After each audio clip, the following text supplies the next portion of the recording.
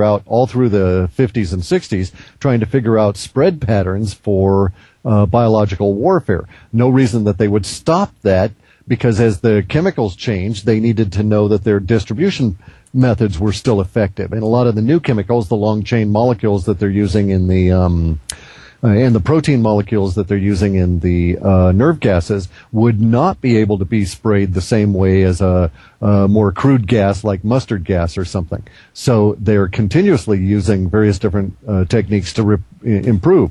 And this poor fellow may have just been an unintended, in terms of a personal level, victim. The thing to do, though, is to start asking yourself, okay, so if that is all the case, where do I start from here in rectifying the situation and getting out from underneath the level of misery that's been imposed? In other words, if it were me, what I would do would be to start reconciling myself to this that had happened, get over the anger part and get on to the acceptance, and then get on to growing out of it. Because you don't have to accept it just because they put it on you. And it may be a bit of a struggle, but that may be the point of the whole thing anyway. Why did universe choose you to get this spray on you? Maybe it's because it wants you to learn something over the next year as you make yourself well in spite of their efforts.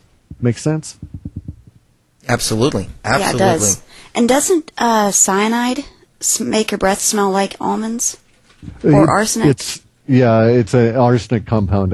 You'll find actually that a lot of it has to do in a screwy way as a necessary chemical for enzyme inhibition. So, for instance, all of the almonds with the brown skin, any nut that has a brown skin, papery kind of skin on it, has enzyme inhibitors to keep that seed from growing until the stuff is washed away. And that's where those chemicals come from in terms of the smell associated with the seeds. Oh, okay. All right, that makes sense.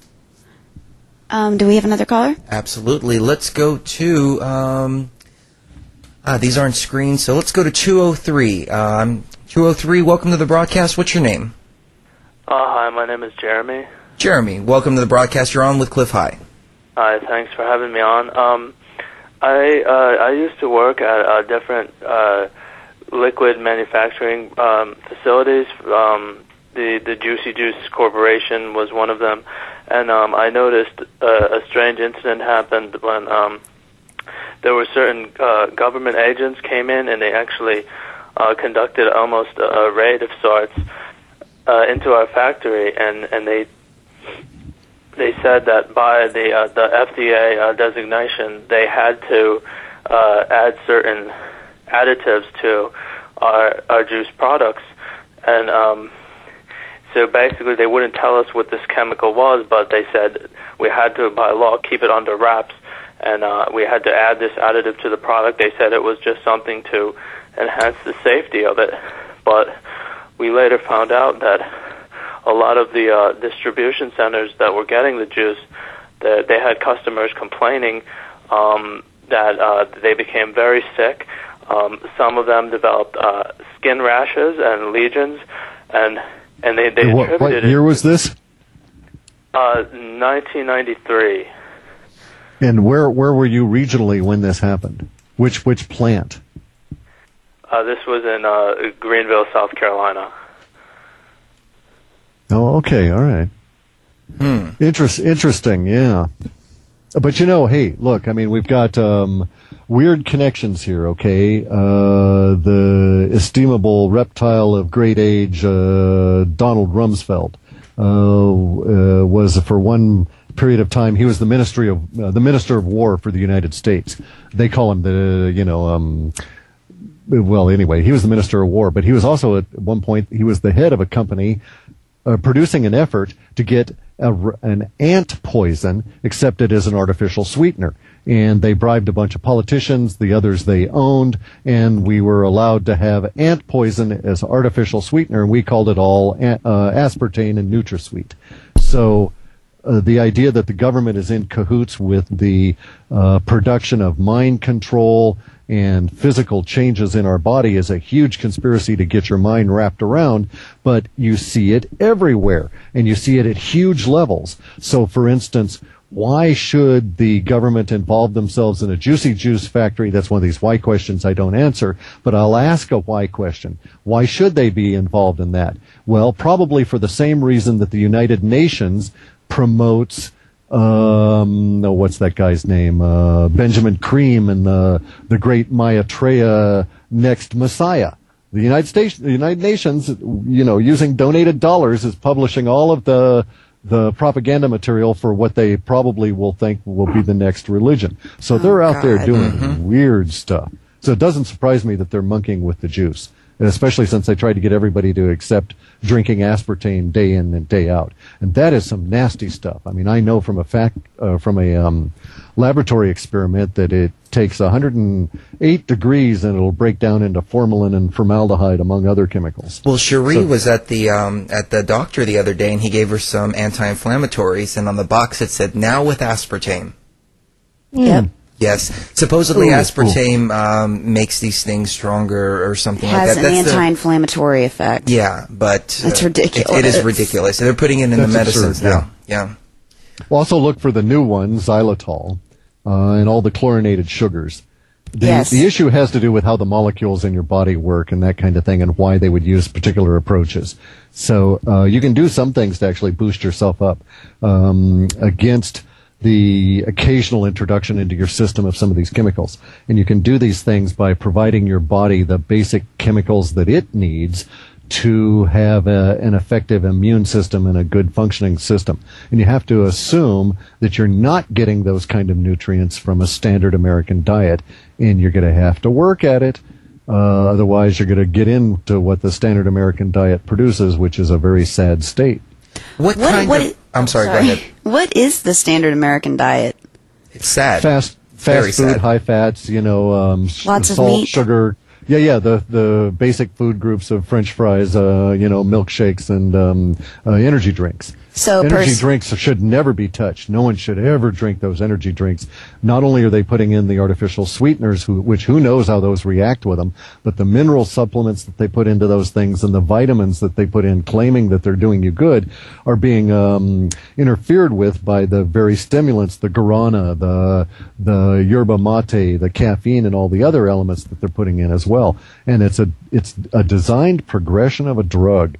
We saw the use of tea as a stimulant for meditators in Taoism be systematically moved into production to make people work harder in a quasi serf-like society in China, which the Illuminati thought was just a real. And so they started hunting around all over the planet for all different kinds of drugs to introduce on a broad scale. And if you want to know who's behind all of the drug activity, all the narco cartels and everything, all of the money traces all the way back to the Rothschilds and whoever it is that's pulling their strings. But they're doing it on several different levels. So fast food is actually a weapon of war, in my opinion. What about the way they produce them and so on, What about lots of meat in your diet, but you cook it at home? Does that make you're talking to a vegetarian here. You should never consume the flesh of another being at an energetic level. Bear in mind that there's a couple of things here. You got yourself a nice critter. The critter is a cow. The critter is eating along, producing milk or whatever, doing its good stuff. And then one day it starts a horrific process that may last days of being killed, and it takes it days to get killed. It goes through situations where people are jabbing it with electrified devices to get it to crawl into a rail car, which freaks it out. It's overcrowding. It's having to live in an environment where all of its feces are everywhere and its food is all mixed in with all of this. Then it arrives at the stockyard where theoretically they're going to fatten it up, but it can smell the death less than a mile away, and its system becomes flooded with all of these terrible hormones. This is basically against the idea of halal food or kosher food, which is that you should, have a nice calm being and you kill it real quick under special circumstances so that its hormone systems don't get kicked in. When the cow is involved in this stressful situation, the endocrine system is going crazy. If you go and look at what you find in the flesh of animals as they've been through this process, you find out that from the beginning they might be dealing in several orders of magnitude level of what I think of as the death hormones, the adrenal cortex hormones, and so on. And you want to eat that? It's going to affect your vibrations from that point on. I can assure you, as a vegetarian of some 35 years, that anybody who wanted to call me a liar or say that I'm full of it, then I would invite them to prove it to themselves and be a vegetarian. You needn't eliminate milk or cheese or even eggs for that matter. Just be that kind of an ovo-lacto vegetarian for 21 days and then tell me how you feel the next time you eat meat. I'm going to try that. I'm going to, because I'm a steak and french fries kind of guy every single day. And you're right, I don't feel well a lot of the time. I feel bogged down afterwards. Yeah, and you should, because you have to understand that humans are a crossbreed. We're a hybrid. We did not originate natively to this planet likely. There's probably all kinds of weird-ass DNA kind of stuff that's going on, but what we do know that is factual that we can deal with is we don't have the gut of the herbivores, we don't have the guts of the primates, and we don't have a gut of a predator. We seem to have a gut that is constructed a little bit of this and a little bit of that. We have a longer absorption period in our small intestine of nearly 12 inches. Predators, for instance, the absorption section of the intestine is down to about 4 to 6 inches. Herbivores, it's longer because of the processing and so on. So if you look at how humans are composed, they say, oh, humans ought to be an omnivore, which is true until you, because of our teeth, etc., which is true until you get down to the endocrine level and how our hormones work and etc., etc. So if you really want to look at the closest possible diet for our body types, then in the animal kingdom, then you'll settle on chimpanzees who might eat meat as some kind of weird ritualistic of a deal, but on the main, they're a greens eater and vegetarians, and it makes a lot of sense. I keep myself out of the clutches of the physicians by being a vegetarian. I'm pretty convinced. I don't have a lot of the conditions and complexes, and at a very advanced age of nearly 60, I take no prescription medication whatsoever. I don't take any prescription, no pharmaceuticals, not even a Tylenol. If I have an extreme pain, then I will, but other than that, forget it. I'd never take Tylenol or Motrin or any of those chemicals because of how it's made. If I had to, I'd go as close as I could to the original source, which would be the willow bark, and the closest thing you can get to that is aspirin. Aspirin is not bad stuff. It's good stuff for you. If you note, yes, you can be killed by aspirin, you can be poisoned by it, but the poisoning would require that you take a lethal dose and then you die fairly quick. Whereas Tylenol, for instance, it can kill you slowly. I don't like those fancy chemicals that kill you slowly by eroding your liver. The soft kills, yeah.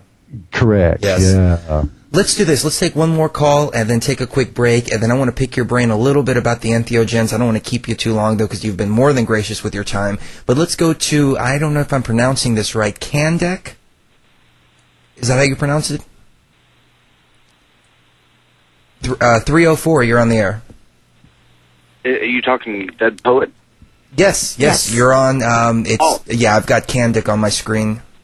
Oh yeah, sorry, it probably didn't hear it. I use Dead Poet because I'm actually on the forum. Clif definitely knows the forum. But one thing that I wanted to ask specifically, Jules asked George if he would call you a raspy bastard on air. Will you do that for George as well? Call George a raspy bastard? Any day of the week, twice a day. Yeah, he's a raspy bastard, no doubt. Nice. I just wanted to clarify that. But also, I kind of want to ask you the same thing that I asked him. Like, literally for hours now, talking about all this stuff, talking about all these things. What do you personally think we need to do to move forward? George had mentioned, not to not be enchanted by these powers and those types of things.